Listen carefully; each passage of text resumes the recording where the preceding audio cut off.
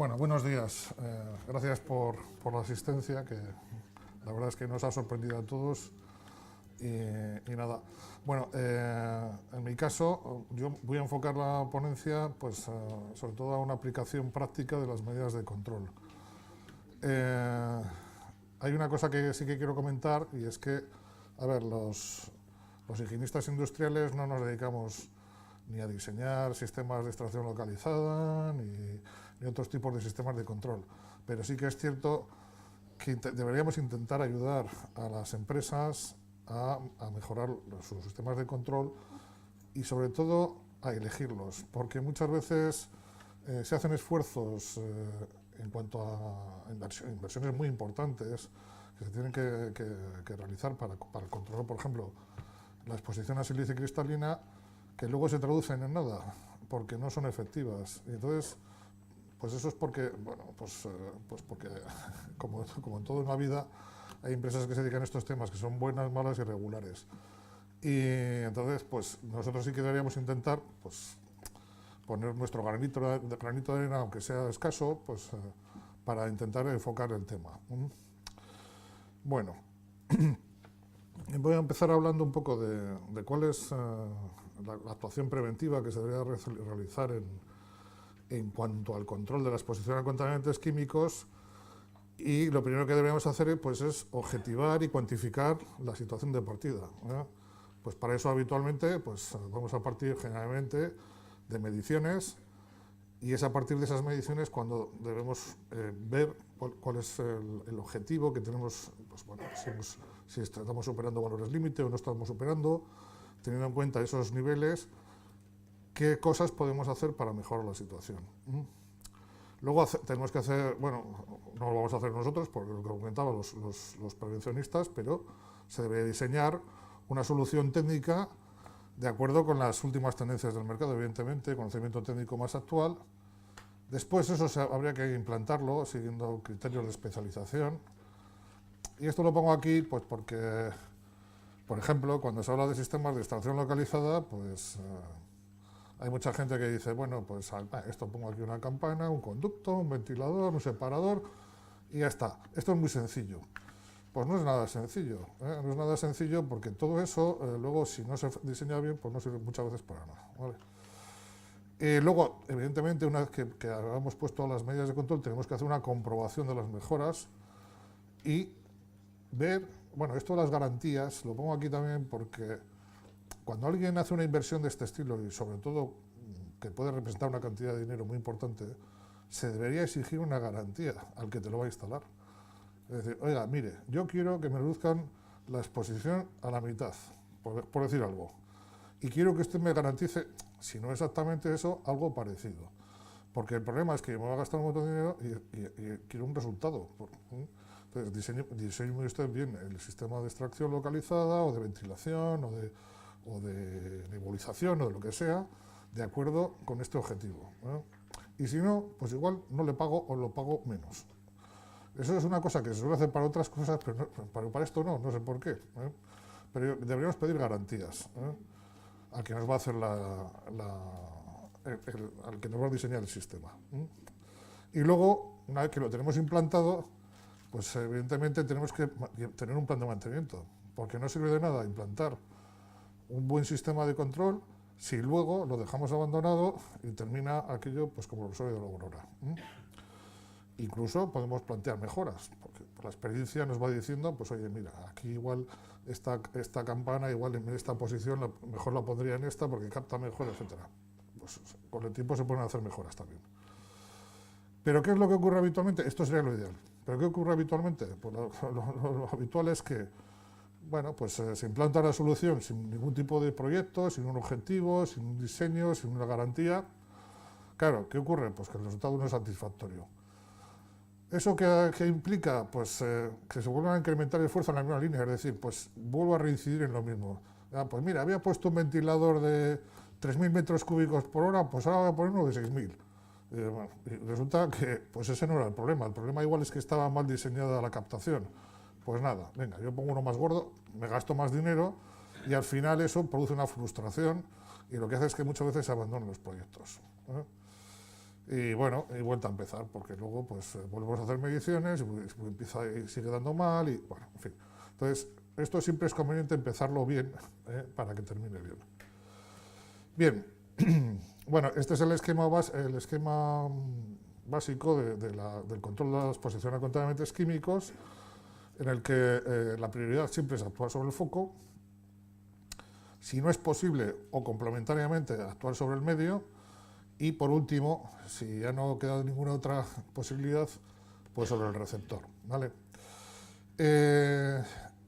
Y lo que nos dice la ley, como nos ha recordado Nieves, la ley 31/95 de riesgos laborales y el Real Decreto 374 de exposición a agentes químicos es que en principio los riesgos se deben combatir en su origen, ¿vale?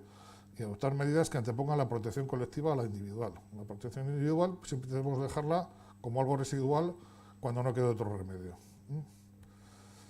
Bien, bien, en el caso de la acidez cristalina respirable, ¿vale? Pues nosotros vamos a tener un foco sobre el que podemos actuar pues, por métodos húmedos, podemos utilizar sistemas de extracción localizada, el medio podremos adoptar medidas de ventilación general de los locales, de nebulización, como han comentado antes, y de limpieza de los locales, muy importante. Y por último, en el caso de las personas, cuando ya no, todo esto pues, no es suficiente, pues bueno, aquí aislamiento, lo que pasa que en el caso de la industria que estamos hablando hoy, pues el aislamiento no es posible. Esto, por ejemplo, en instalaciones de minería o de tal, pues es posible, pero bueno, en el sector del que estamos hablando no es así, pero bueno, aquí básicamente estaríamos hablando de equipos de protección respiratoria, ¿vale? Bien.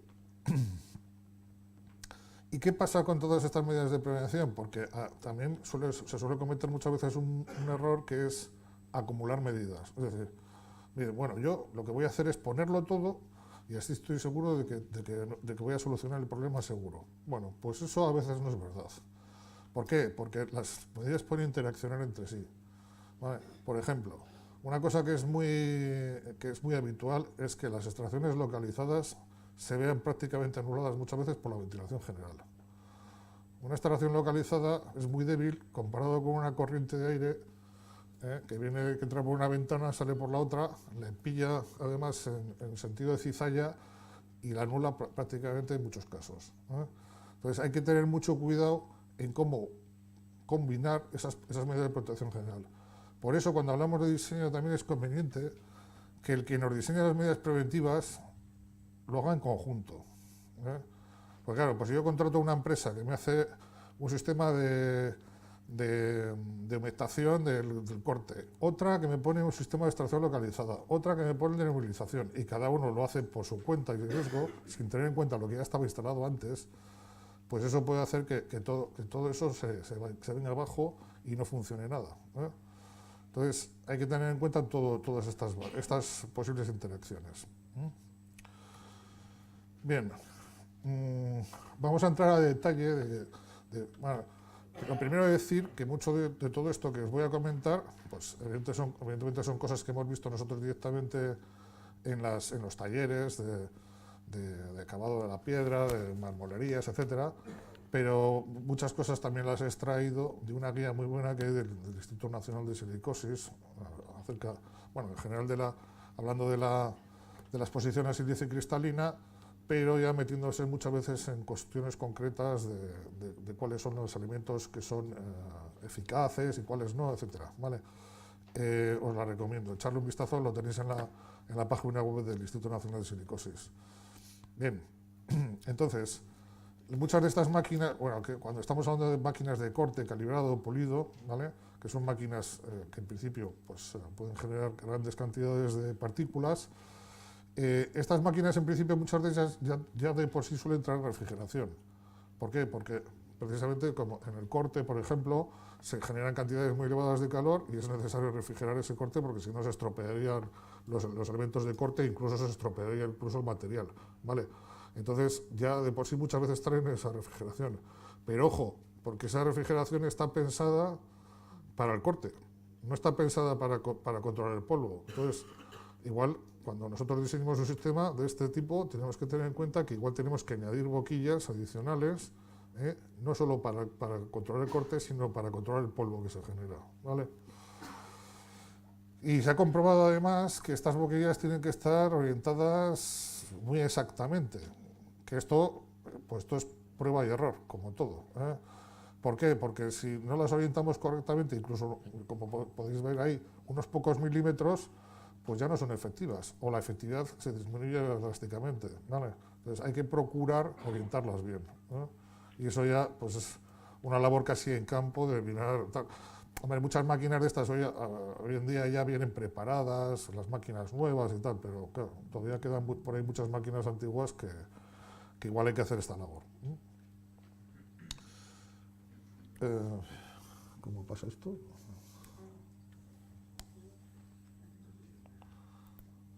Se ha quedado... Ahora.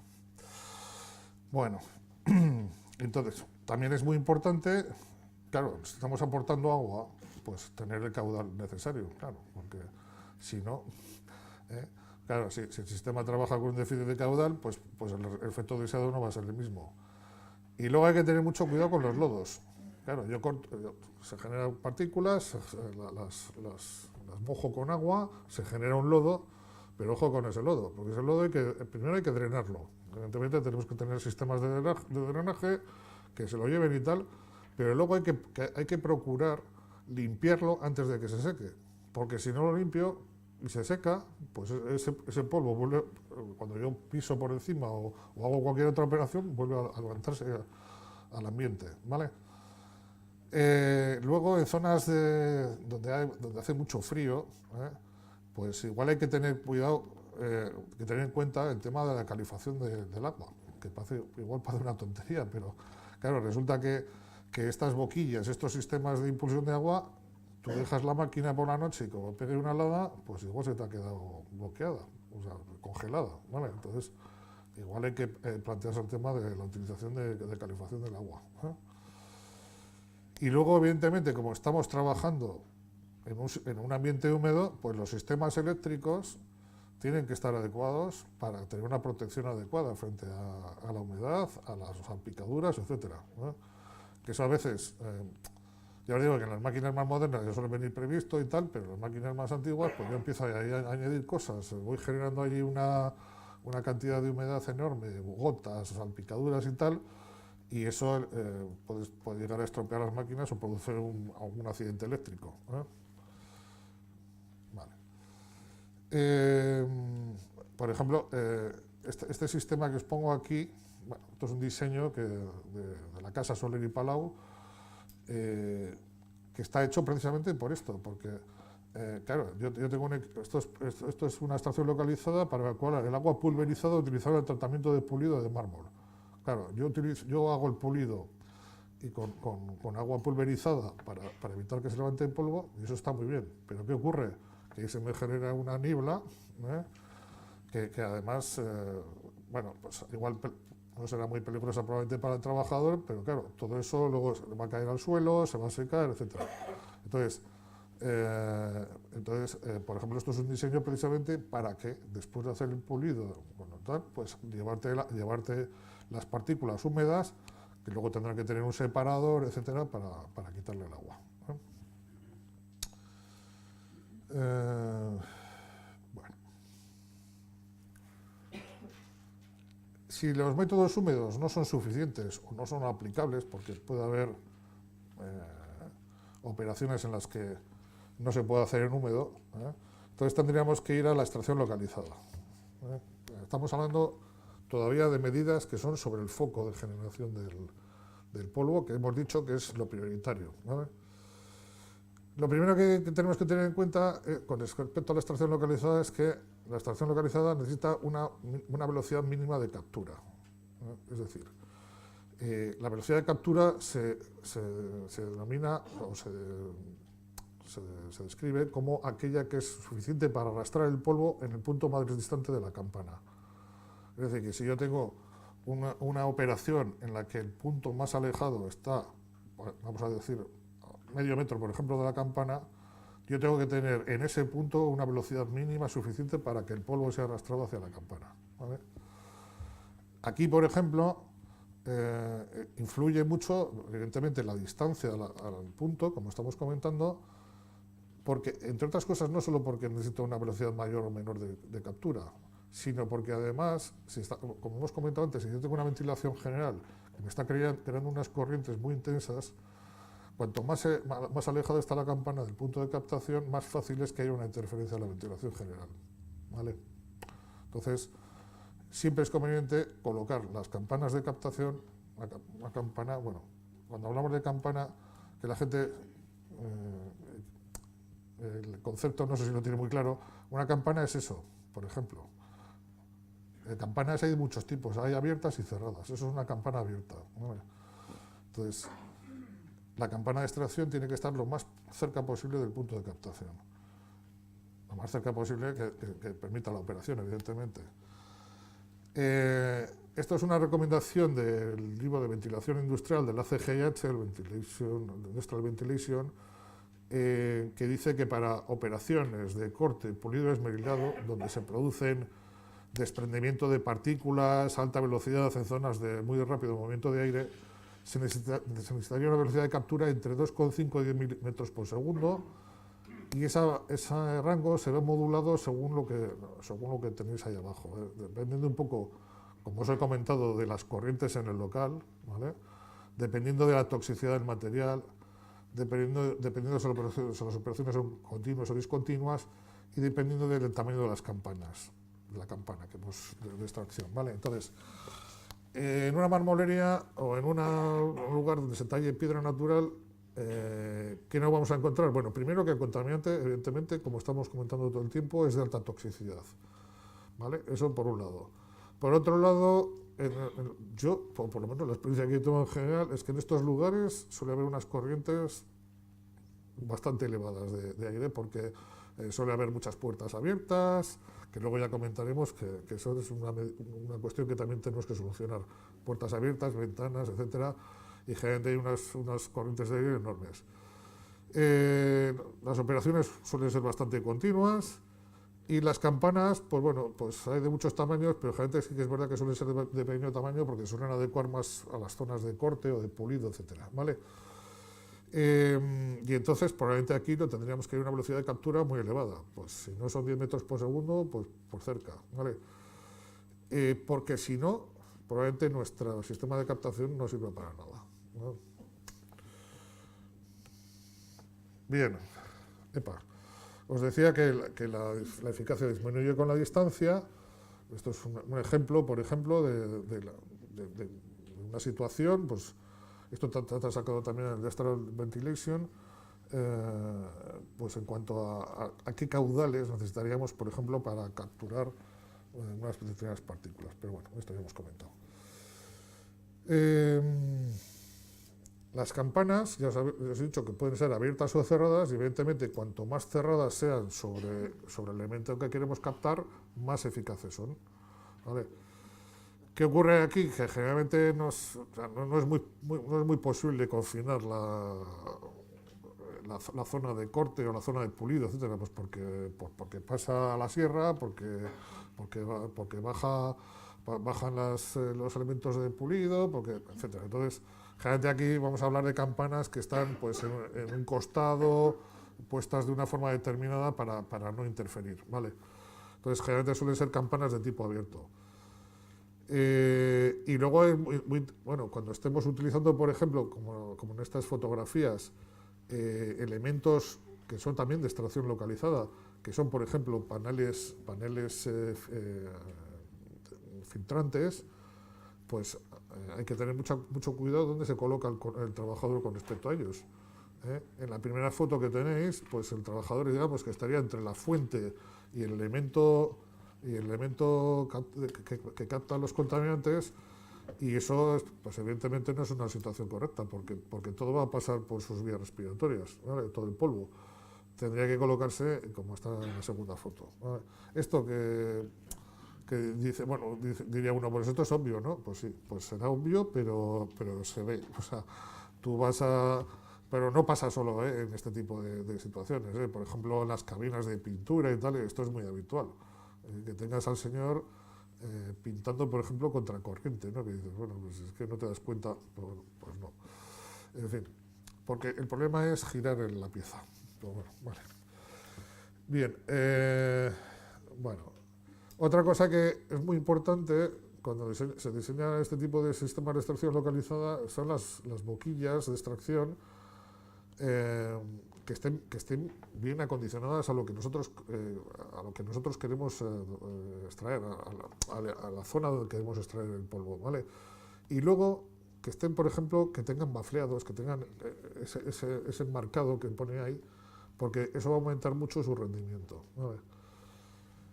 También tenemos, a la hora de diseñar esas bocas de captación, tenemos que tener en cuenta hacia dónde salen despedidas las partículas. Las partículas, por ejemplo, en sistemas de corte o de pulido, etcétera, generalmente suelen tener una dirección. Porque ahí tenemos un grupo de partículas que son de tamaños muy diversos. Las partículas más grandes, que se llaman inerciales, salen despedidas a mucha velocidad y esas suelen arrastrar a las partículas más finas. Entonces, nosotros a la hora de diseñar las campanas tenemos que adecuarnos a eso. Si nosotros vemos que las partículas son disparadas en una dirección, pues esa es la dirección donde tenemos que incidir a la hora de diseñar la extracción, ¿vale? Bueno, esto lo vamos a pasar.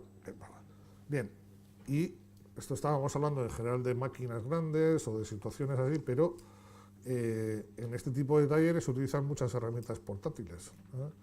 Y en herramientas portátiles, ¿qué es lo que podemos hacer? Pues lo primero que podemos hacer es que sean herramientas neumáticas con sistema de aporte de agua. Esto es lo mejor.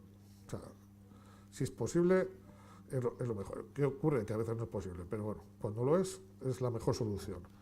Estas son herramientas que están, bueno, son neumáticas, evidentemente porque eléctricas serían, bueno, igual las hay, pero tendrían que tener un sistema de protección frente al agua muy importante, no sé.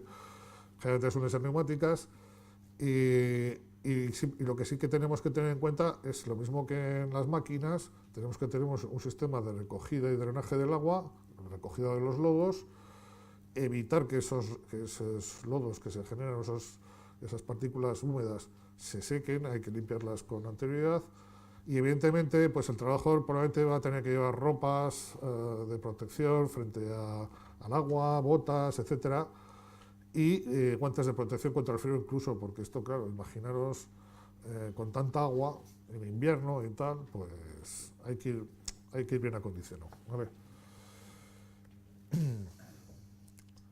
Si no es posible hacerlo con agua, pues tendremos que ir a herramientas portátiles con extracción incorporada, que puede ser extracción incorporada que vaya a un aspirador, ¿vale? Que no está sobre la propia máquina, sino que la máquina se conecta simplemente a un conducto hasta un equipo aspirador, y este equipo aspirador, lo que sí que tiene que tener en cuenta, estos equipos de aspiradores generalmente lo que hacen es filtrarlo y volver a echar el aire al taller.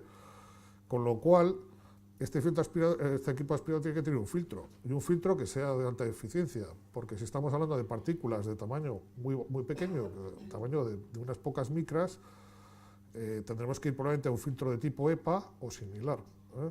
Porque si no, lo que vamos a estar haciendo es filtrar las partículas más grandes y las más pequeñas volver a reconducir al taller, ¿eh? Con lo cual no estamos haciendo gran cosa. Bien, otro tipo de máquinas portátiles lo que tienen es un saquito que viene instalado en la propia máquina, y lo que hace ese saquito es ir recogiendo las partículas.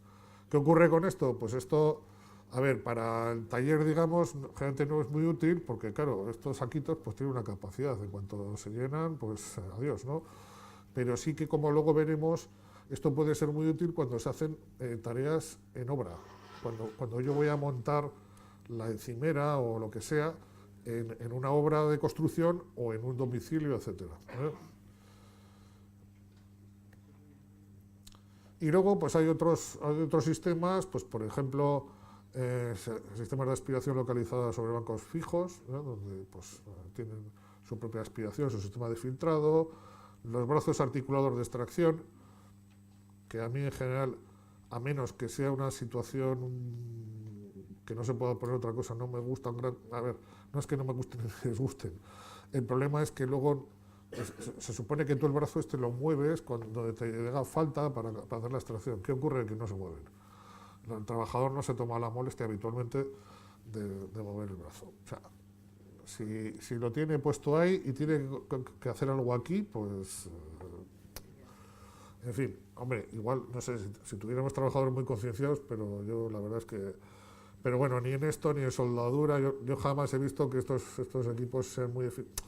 O sea, son buenos equipos y están bien diseñados, pero el problema es la participación de los trabajadores en utilizarlos. Y, en fin, bueno, y luego, por ejemplo, pues tenemos otro tipo de sistemas como las cabinas de extracción con ventilación forzada, por ejemplo, como estas, donde pues esas líneas de bancos que tenéis ahí pues son para hacer tareas manuales, o sea, con herramienta portátil habitualmente, y lo que tienes es un pleno con una aspiración para recibir esas partículas. Lo que este tipo de sistemas, por ejemplo, deberían ser complementarios. Es decir, si yo estoy utilizando, por ejemplo, ya veis que esto, por ejemplo, no está, esto es en seco, si estoy utilizando una herramienta portátil con extracción, pues además no estaría de más que tuviera un sistema como este. O sea, sería complementario al anterior. Porque, por ejemplo, utilizar herramienta portátil que no tenga extracción en un equipo como este, en un sistema como este, pues podría estar bien, pero tener en cuenta que ya no está, o sea, que ya estamos dejando que se genere una cantidad de partículas que en teoría van a ir hacia ese pleno, pero claro, ahí puede haber rebotes, rebocos de aire, la ventilación, como hemos comentado, etcétera. Esto ya sería pienso yo, un sistema complementario, ¿no? Y luego, por ejemplo, pues donde haga falta, que no sé si... Uy, pues vamos mal. Donde haga falta, por ejemplo, pues terminaciones con chorro de arena, en cabinas de guantes, por ejemplo. Esto no se utiliza mucho en la industria de la piedra. Bueno, con respecto a la ventilación general, la ventilación general puede ser de dos tipos. La ventilación general de los locales, ya no estamos hablando de la extracción localizada. Puede ser de dos tipos, natural o forzada. La natural es que yo abro una ventana, abro una puerta y dejo que circule el aire. Esto es totalmente imprevisible, o sea, incontrolable, y generalmente lo único que puede hacer, como hemos comentado a veces, es estropearte el resto de medidas. Entonces, esto se debería evitar totalmente. Y si vamos a utilizar una ventilación forzada, pero una ventilación forzada que esté bien diseñada, ¿vale? A ver, por ejemplo, estos son, por ejemplo, ejemplos de qué es lo que se debería hacer y lo que no se debería hacer con la ventilación general. Yo por ejemplo, en este caso estamos viendo un caso en el que tenemos varias tomas que van recogiendo el polvo, que lo llevan a su vez a unos ventiladores, etcétera. Pero claro, si por ahorrar, por ejemplo, solo ponemos una extracción y una sola entrada, pues es posible, primero, que haya zonas del taller que estén mal ventiladas, y segundo, que además no vamos a poder controlar las corrientes dentro del local. Entonces, yo os digo que es mucho más complicado todavía diseñar un sistema de extracción de ventilación general adecuado que uno de extracción localizada. Y hay que tener mucho cuidado con él. Bueno, luego otra cosa muy importante. Todos estos sistemas de extracción, ya sea localizada o ventilación general, etcétera, al final van a ir a un conducto, ¿vale? Que se va a llevar el polvo hacia un separador, un ventilador, etcétera. Esos conductos también tienen que estar bien diseñados, porque si no tenemos una velocidad suficiente en esos conductos, eso va a hacer que el polvo se deposite en ellos y se atasque. Y llega un momento, claro, yo por ejemplo he estado en sitios donde tienen, pues hay unos sistemas y tal, unos tubos enormes y tal, y joder, todo tiene que... Y vas a las máquinas y resulta que no es eficiente. ¿Y por qué no es eficiente? Pues porque está todo atascado, básicamente, ¿vale? Entonces eso hay que tenerlo en cuenta también. Por último, el sistema de filtrado, ¿vale? Después de los conductos, pues eso hay que filtrarlo. Y los residuos, como hemos comentado antes, si estamos hablando que estamos hablando de un producto que es relativamente peligroso, pues hay que tratarlo como un residuo peligroso en ese sentido y tenerlo bien controlado, ¿vale? Una cosa muy importante, no nos sirve de nada tener muy bien controlado todo el taller si tenemos las ventanas y las puertas abiertas y, como he visto yo en algunos, ves esas fotos, o sea, en el exterior, como suele haber muchos restos, pues cuando sopla el viento, pues se generan unas tipo secos, se generan ventoleras que te meten todo otra vez para adentro. Entonces, ojo con eso, ¿no? Por ejemplo, una cosa que es muy útil, por ejemplo, son las entradas con doble portón enclavado. Hasta que no se abre uno, no se cierra el otro, etcétera, ¿eh? ¿Vale? Como en los bancos. Y luego, el tema de la compensación de aire. Si nosotros vamos a sacar un montón de metros cúbicos de un taller, tienen que entrar por algún sitio, pero debería ser por una entrada controlada, ¿vale? No, pues eso, si dejamos abierta una ventana y entra por ahí un montón de polvo, pues no hacemos nada. Entonces, deberíamos intentar que ese aire que entrara fuera filtrado, y además utilizar, por ejemplo, sistemas como este que os pongo aquí, que se llaman difusores de aire por desplazamiento, que lo que hacen que entra una gran cantidad de aire, pero a baja velocidad, con lo cual eso no nos perturba el resto de sistemas de ventilación. Y luego una cosa que comentaba Marinieves, el tema de los sistemas de depuración del polvo. Es muy importante que tengan un indicador de cuándo están a tope, porque hay que cambiar los filtros o limpiarlos o lo que sea, ¿vale? Entonces, pues igual no podemos poner un sistema de medición continua de silicio en un taller, pero lo que sí podemos poner son sistemas que nos indiquen si el sistema de ventilación está funcionando correctamente o no. Bueno, estos son chapuzas que podéis encontrar en cualquier sitio. En fin, muy importante el mantenimiento de los sistemas, como hemos comentado. No sirve de nada tener el cojo sistemas y luego no lo mantenemos. La nebulización, pues es muy efectiva, pero también hay que tener mucho cuidado, porque en la nebulización las partículas se mojan, caen y se quedan en el suelo. Entonces, si eso no lo limpiamos, pues luego cuando pasemos lo volvemos a levantar, ¿vale? Entonces está muy bien, pero con cuidado. Y luego el tema del confort. En verano, pues probablemente, y en el sur, incluso por aquí, si hace mucho calor, pues la nebulización está muy bien, porque te refresca el ambiente. Pero en invierno, ya de por sí estos lugares suelen ser bastante húmedos y bastante fríos. En general, los talleres de tratamiento de la piedra, en invierno hay que tener cuidado con eso, ¿vale? Bueno, aparte de la legionela. Y por último, hay una cosa que siempre se nos olvida, que son las oficinas. Que es que, claro, nos centramos en el taller y el resto de la empresa, entonces de repente pues entras a la oficina del taller y hay una cantidad de mierda que no os podéis ni imaginar.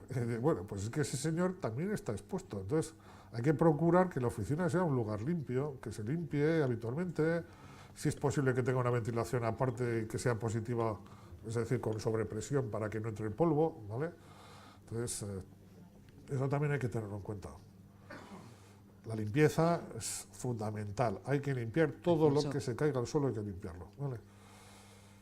Bueno, no nos da tiempo más. Bueno, esto sí que lo quería comentar. El tema de los trabajos de montaje en domicilios o en obra, ¿vale?